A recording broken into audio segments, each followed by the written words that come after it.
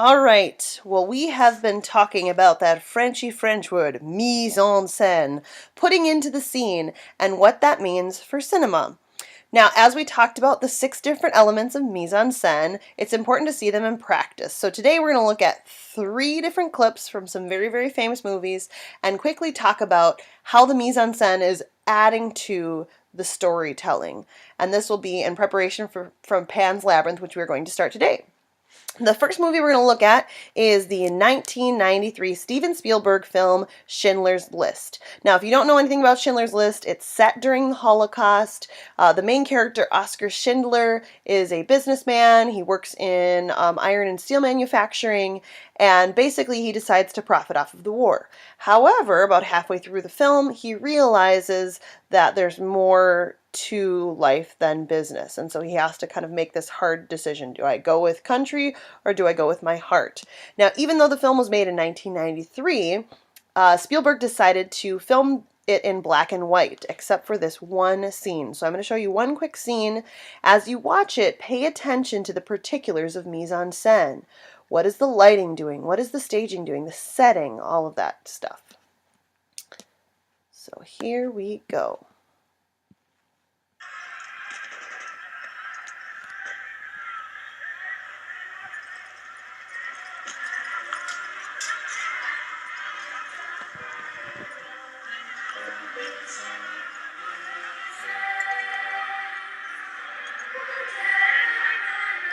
Now, it's not entirely easy to see because of the screen quality, but this little girl right here is wearing a red coat, and it is the color of her costume that draws our attention.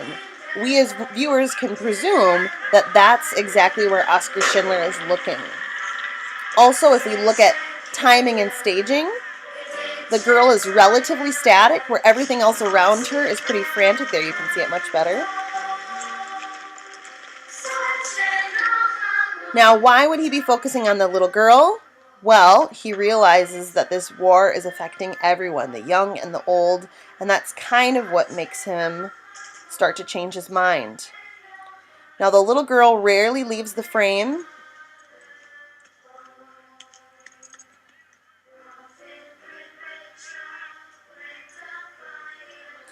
She's in the background here. She starts to get pushed further back, deeper into space.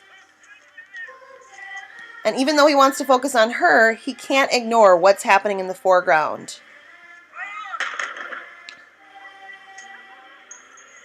And so the usage of space there shows where his focus is, where he wants to focus, and how he can't ignore what's right in front of him.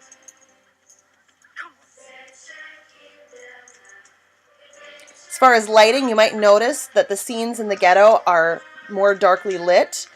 We've got low-key lighting, and then as we get to Liam Neeson's character, we have high-key lighting. He is more brightly lit, which shows that he is, in fact, a good man. He just doesn't know it yet.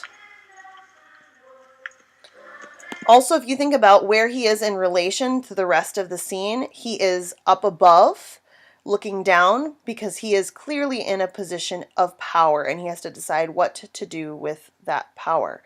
Things like his facial expression. He doesn't say anything with his words, but with his face, with his concern, the woman decides she wants to leave, she can't look at it anymore, and he just can't look away. So you know exactly what he's thinking, exactly what he's feeling throughout this.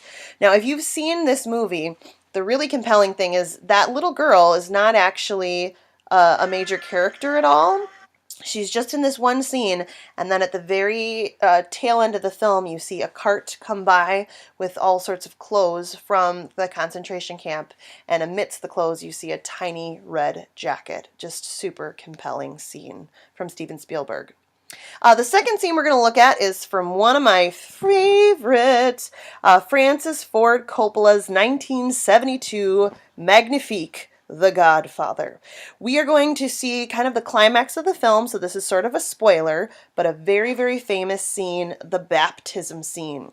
If you haven't seen the film, essentially it centers around crime and how it affects the family, and specifically Michael Corleone is trying to go a different path. He doesn't want to follow his father. He doesn't want to be involved in any of this crime, but as things transpire, he becomes more and more engulfed in it.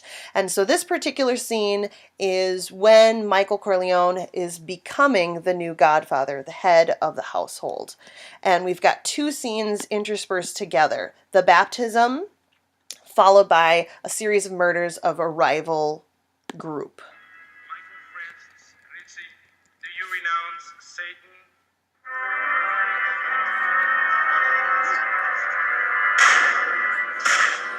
I do renounce him.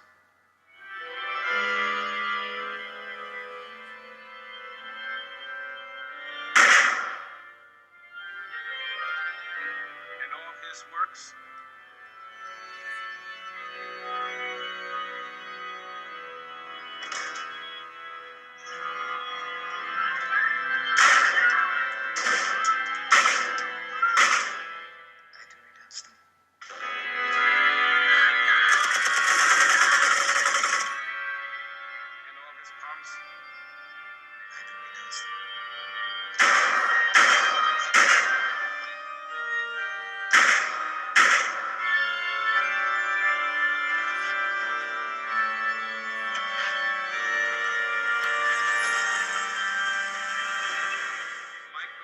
Would you be baptized in nomine Patris et Filii et Spiritus Sancti?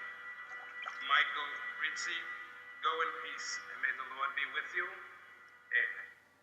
All right, so a very, very haunting scene. Couple things to note. At first, it seems very, very strange to have these scenes put together. One is so holy and sacred, and the other is vile and evil. And yet, they're put together because we see that before Michael kind of saw the world as black and white, either good or evil, but it turns out that he can be both, and he's merging both. You'll also notice the lighting. Whenever we're in the church, we have warm lighting, kind of those golds and yellows, and then when we get to the scenes of the killing, it's cool lighting. So one is supposed to feel warm and inviting, the other is supposed to feel more negative, and that kind of reinforces the contrast. It's also significant that this is a baptism. Yes, the baby is being baptized, but really, baptism, rebirth, we have a rebirth of this character, Michael Corleone. He is no longer the man he once was. He is now being reborn as the head of the Corleone family. Other things to note is space.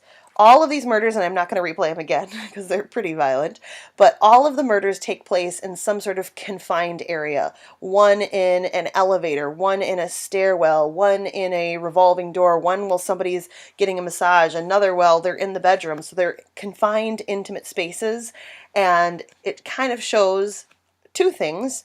One, Michael Corleone was kind of confined or cornered into this position. It wasn't something he asked for. It was just something that happened. And it also shows kind of how low down some of these crimes are, that they go after people in their most intimate or their most private or their most closed off moments. If you notice the pacing at the very beginning, the cuts are pretty slow. We take our time. And then at the very end, things pick up pace a little bit more. We have cut. Right about.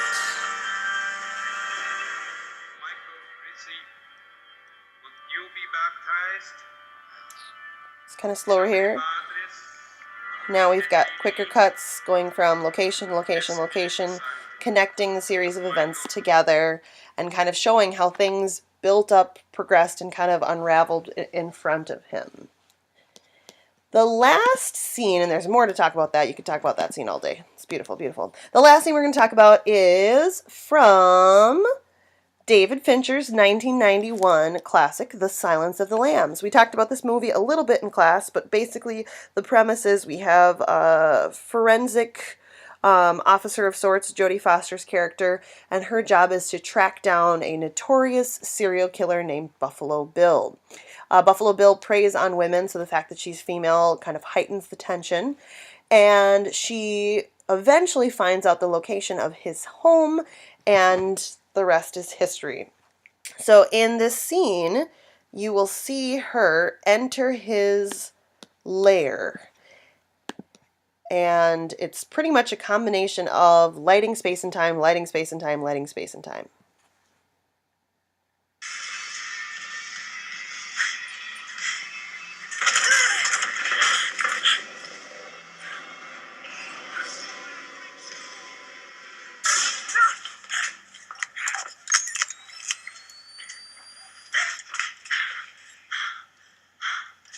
Okay, this shot alone, we've got essentially no lighting, pitch black as the name denotes, and we can see spacing-wise, this is pretty shallow space. We know that the killer is looking through these night vision goggles, and he is right up in her grill, and she has no idea.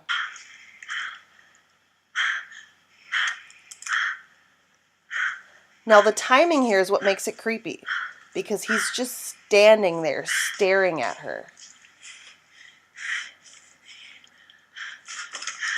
You don't know when he's going to make his move, what he's going to make his move, but seeing it in real time makes it even more suspenseful. Oh gosh.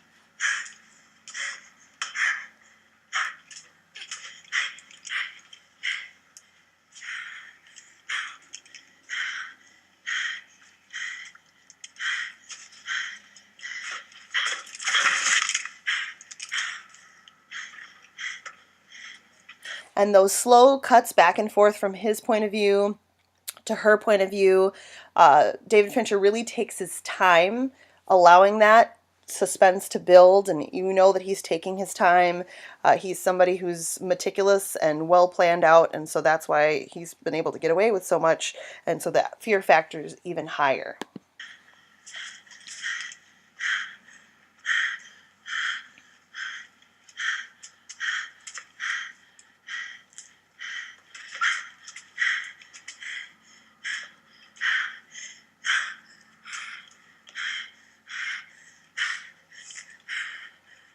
Space-wise, he keeps getting closer and closer.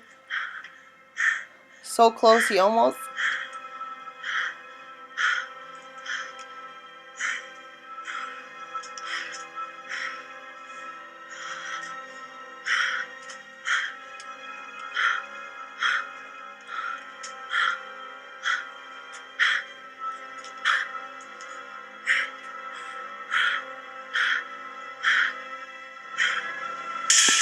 And I'm going to stop there because I don't want to spoil the movie and you should watch it yourself. So good, so good. So much of that scene, there's not a whole lot going on as far as the setting, but the timing of it, the spacing of it, the close proximity just keeps building, building, building. It's a super freaky scene. You should definitely watch that movie. Hopefully after going through all of the elements of mise-en-scène yesterday, looking at the movie clips yesterday, looking at these today, you have a good handle over what it is you need to do or what it is you need to pay attention to. As you watch Pan's Labyrinth today, pay attention to those things. The director Guillermo del Toro does a lot with warm and cool lighting, so pay a lot of attention to that. Pay attention to the costume choices, the use of color in those. And because it is a Guillermo del Toro film, pay attention to the costume and makeup. There are a lot of fantastical elements to take in. You do not need to take notes. Just enjoy. There will be one particular scene, and I'm going to watch it with you either tomorrow or the day after, that I will actually have you go through and analyze the mise-en-scène. But just enjoy. Make sure you're in a place where you can see the subtitles, and beware, there is some graphic violence. Enjoy!